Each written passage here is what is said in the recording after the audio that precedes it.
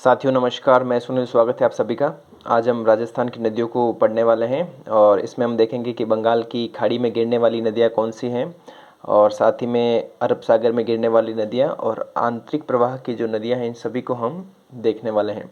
मैं आपको एक बात पहले से क्लियर कर दूं कि जो आरबीएससी जो बोर्ड की बुक्स चलती हैं उनके अंदर क्लास 9 की किताब से भी जो है इसमें जो है कुछ मटेरियल लिया गया है और साथ में जो है अन्य बुक्स और यूट्यूब क्लासेस से मिक्स करके बनाए। लेकिन एक दिक्कत ये आ रही है कि जो बोर्ड की जो किताब है क्लास 9 की उसमें भी काफ़ी सारी चीज़ें से गलत हैं, जिसमें कि किन किन जिलों में प्रवाहित होती है नदियाँ, उनका कुछ जिलों दे ही नहीं रखे उनमें कि भाई लूनी नदी के प्रवाह के जिले का क्रम भी नहीं दे रखा है। चंबल नदी, पार्वती नदी, इनका सही से नहीं बता रखा है कि किस किस ज़िले में पहले जाती है, चाहे वो काली सिंध नदी हो।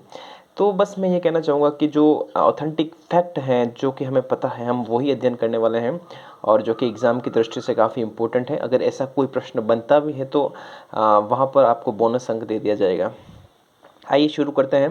देखिए, सबसे पहले मैं बात करूं बंगाल की खाड़ी में गिरने वाली नदियों की, ठीक है। तो उसमें आती है चंबल नदी, बनास नदी, काली सिंध नदी, पार्वती नदी, बामनी या ब्राह्मणी नदी, मेज नदी, बाणगंगा नदी, खारी नदी। ये सारी ऐसी नदियां हैं जिनका जल जो है वो बंगाल की खाड़ी में जाता है। कैसे क्या है, किस प्रकार से हैं, देखिए चलिए आइए देखते हैं। चंबल नदी की अगर मैं बात करूं, इसको चर्मण्यवती कहते हैं। पुराने समय में, प्राचीन काल में चर्मण्यवती, ओके। इसका उद्गम जो है वो है चंबल नदी का एमपी के जानापाव की पहाड़ी, जानापाव पहाड़ी से इसका उद्गम है चंबल का। और राजस्थान में जो प्रवेश करती है वो 84 गढ़ चित्तौड़ के अंदर प्रवेश करती है, फिर कोटा, उसके बाद बूंदी, फिर सवाई माधोपुर, करौली और धौलपुर, इन जिलों में बहते हुए जो है ये अंत में यमुना में मिल जाती है। इस पर देखिए कौन कौन से बांध है, तो एमपी में एक बांध है गांधी सागर बांध, चंबल नदी पर है। फिर ये जो बांध बचे हुए हैं वो राजस्थान में है, जिनमें जवाहर सागर, राणा प्रताप सागर, कोटा बैराज बांध आते हैं। सिंचाई परियोजना में हमने विस्तृत रूप से देखा था कि जवाहर सागर और राणा प्रताप सागर, कोटा बैराज, इनमें जो है विद्युत जो है वो किस प्रकार से जो है उत्पादित की जाती है, कौन से बांध में की जाती है, ये सारा हमने देख लिया है।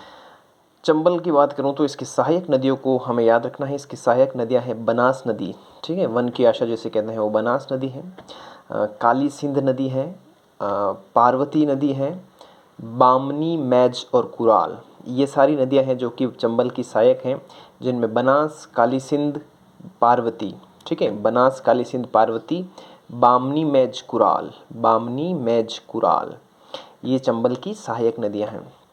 देखिए, पढ़ने का यही तरीका है कि बार बार रिवीजन करो, इसको बार बार मल्टीपल टाइम्स पढ़ो, तभी आपको याद होंगे, ठीक है। तो सहायक नदियाँ हैं बनास, काली सिंध, पार्वती, बामनी, मैज, कुराल, बामनी, मैज, कुराल, ओके। फिर नेक्स्ट हम चलते हैं चंबल के बाद में देखते हैं बनास नदी के बारे में। बनास नदी की बात करूं तो इसे वन की आशा भी कहा जाता है और इसका उद्गम होता है खमनोर की पहाड़ियाँ जो कि है राजसमंद, राजसमंद में, है ना।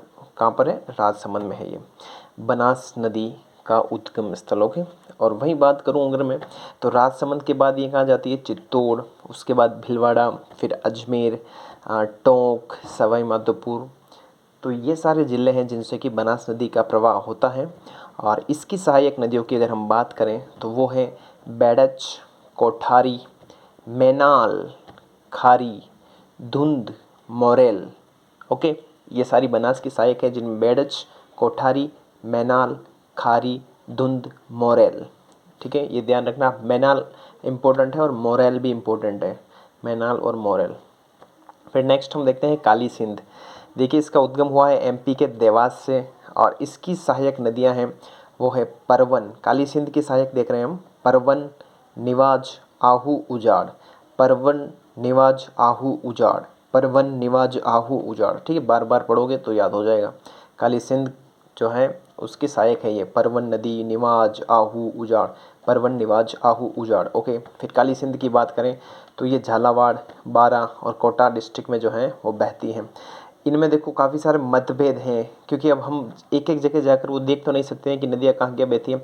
अब राजस्थान बोर्ड अध्ययन की किताब में कुछ और बता रखा है और जी हाँ, लक्ष्य क्लासेस की जो माफ़ कीजिएगा, जो लक्ष्य बुक हैं या ऐसे यूट्यूब क्लासेस हैं, तो वहाँ पर कुछ चीज़ें ऐसी अलग बताई गई हैं। तो मैं मानता हूँ कि ये सारी चीज़ें ऐसे नहीं पूछेंगे एग्ज़ाम के अंदर, केवल उद्गम कहाँ से होता है और सहायक नदियाँ कौन सी, ये पूछा जा सकता है। तो स्मार्ट तरीके से पढ़ना है, फालतू में जो है एक्स्ट्रा चीज़ पढ़ने से कोई मतलब है नहीं, क्योंकि अंक आपको वही मिलने वाले हैं। ठीक है। फिर देखो पार्वती की बात करें अपन। पार्वती का उद्गम होता है सीहोर, सीहोर एरिया का नाम है, जगह का नाम है सीहोर, एमपी से। ठीक है।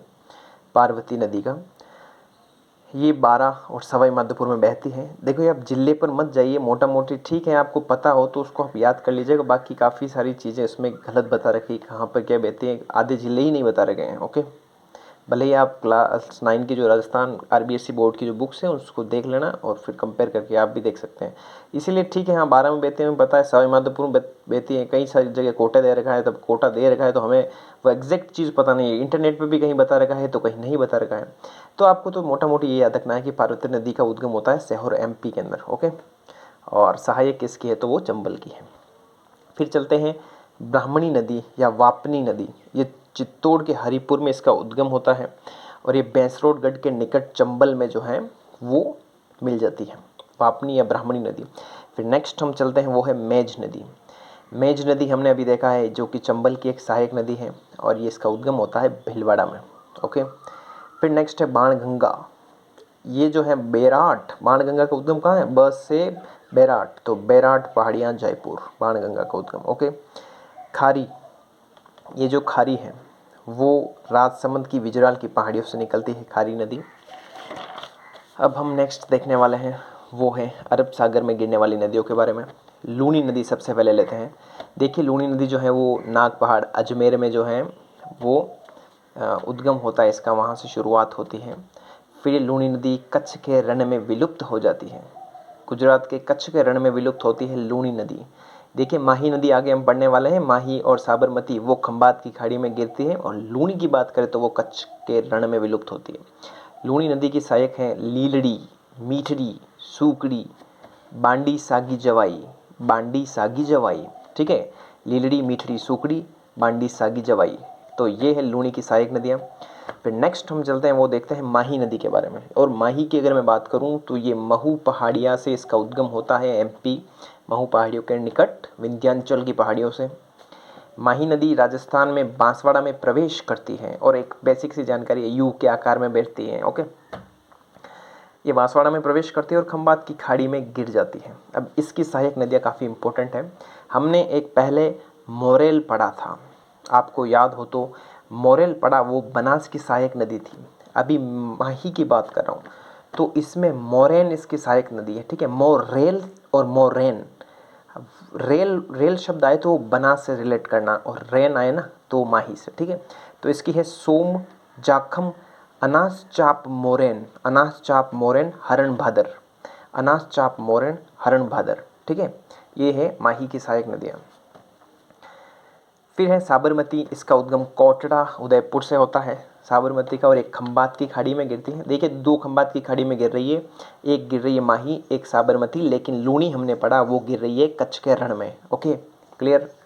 शुरुआत में जो बहती है साबरमती, ये वाकल नदी के नाम से जानी जाती है शुरुआत के अंदर। ठीक है, अब कुछ ऐसे एक्स्ट्रा हम पढ़ने वाले हैं कुछ नदियों के फैक्ट के बारे में जो कि आपको पता होना चाहिए, काफ़ी एग्जाम में पूछा गया है। ठीक है, पश्चिमी बनास की अगर हम बात करें, बनास तो हमने देखा, पश्चिमी बनास का उद्गम सिरोही में होता है और ये कच्छ के रण में विलुप्त। ठीक है, कच्छ के रण में गिरती है, ये समझ लो आप एक प्रकार से। फिर बात करें गंभीर, ठीक है, गंभीर नदी, तो यह है उद्गम इसका करौली के अंदर। बस इतना ही आपको ध्यान रखना है, इससे आगे नहीं पढ़ना है, कोई मतलब नहीं है, क्योंकि स्मार्ट तरीके से पढ़ना है और कम पढ़ें और अधिक अंक प्राप्त करें, बस यही अपना एक मोटिव है। देखिए फिर देखिए बात करें बैंसरोडगढ़ जो कि चित्तौड़ में है, और ये किसके किनारे है तो ये चंबल और बामनी, शब्द ध्यान रखना, बामनी। ठीक है, तो ये बामनी जो है वो चंबल और बामनी के किनारे हैं बैंसरोडगढ़। फिर चित्तौड़गढ़ दुर्ग की बात करूं तो यह है गंभीरी और बैडच। ठीक है, देखो गंभीर नदी कहाँ पर है, गंभीर नदी का यहाँ पर रिलेट करना कि वो अभी हमने पढ़ा है गंभीर नदी करौली के अंदर।